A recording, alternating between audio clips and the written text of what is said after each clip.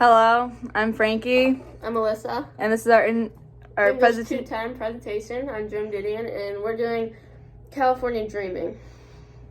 Valuable and first-rate work for the center from a California mother. Now my 15-year-old daughter has discovered your publication. This delights me as she's one of those regular teenagers, but when she curls up to read is with your booklets. The notion that providing useful papers for 8th grade current events classes and reading for regular teenagers might not be at all times compatible with establishing a true intellectual community would be considered at the center a downbeat and undemocratic cavil. People are entitled to learn what we're thinking. Someone there told me the place is in fact avidly anti-intellectual. The deprecatory use of words like egghead and ivory tower reaching heights matched only in a country club locker room. Hutchins takes pains to explain that by an intellectual community, he does not mean a community whose members regard themselves as intellectuals. Harry Ashmore frets, particularly the men of affairs, may fail to perceive the center's practical utility. Hutchins likes to quote Ed Bly Stevenson on this point. The center can be thought of as a kind of national insurance plan, a way of making certain that we will deserve better and better. Although one suspects that this pragmatic as a mode of thought comes pretty natural to most of the staff at the center.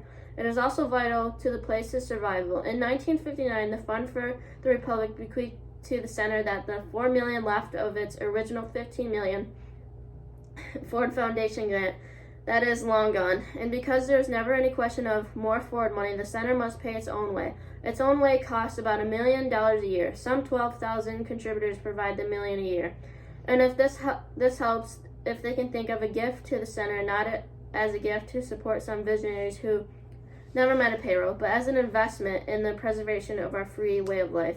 It helps, too, to present the donor with a family broad-stroke picture of how the center is beset by the forces of darkness, and in its effort, the center has invaluable, if unintentionally, ally in the Santa Barbara John Birch Society. You can't let the fastest drive them out of town. I was advised by an admirer of the center.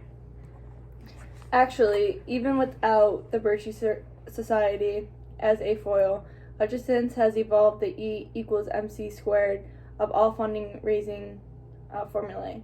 The center is supported on the same principle as Vanity Press, who are in position to contribute large sums of money, are encouraged to participate in clarifying the basic issues. Dara Shore, a founding member, is invested up to discuss civil rights with Bayard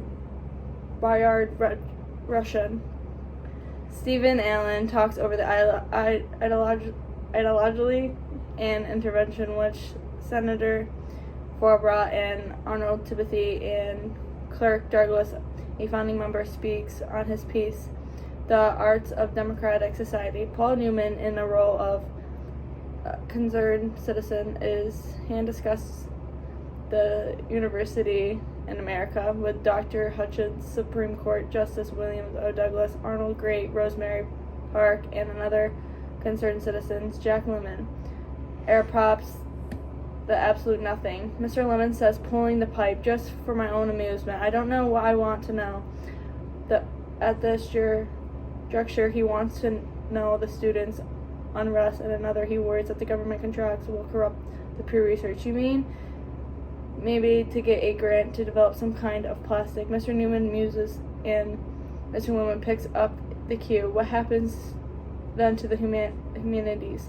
Everyone goes home flattered, and the center prevails with why not. One morning I was talking to the wife of a big contributor and waiting on the terrace of the center's ready mix Martins, and a few moments chat with Dr. Hutchins. These sessions are way over my head, she said. She confided, but I go on floating on air. In my opinion, Joan Didion has no real interest in the centers because they don't make a difference in the world. They are liberal and biased opinions. Celebrities usually donate their monies to the centers and discuss their views. It's almost like Vanity Press. Vanity Press is a publishing house that gets paid for publishing books without meeting any certain criteria. Didion uses certain words to get her point across that she doesn't like the centers. She uses words like genuine American quiche, meaning of an object of poor taste. The selection process on who gets into the centers is mysterious. For example, in the book, it states Paul Hoffman, who was an honorary chairman, had a son who was there quite often, as well as Robert Hutchinson in law. That's important because these people are getting in by just knowing people who are in the system. And also in the book it says, Hutchinson says, by an intellectual community, he does not mean a community whose members regard themselves as intellectuals. This means that they just pay to get their opinions in, and the people who donate get to talk about their opinions.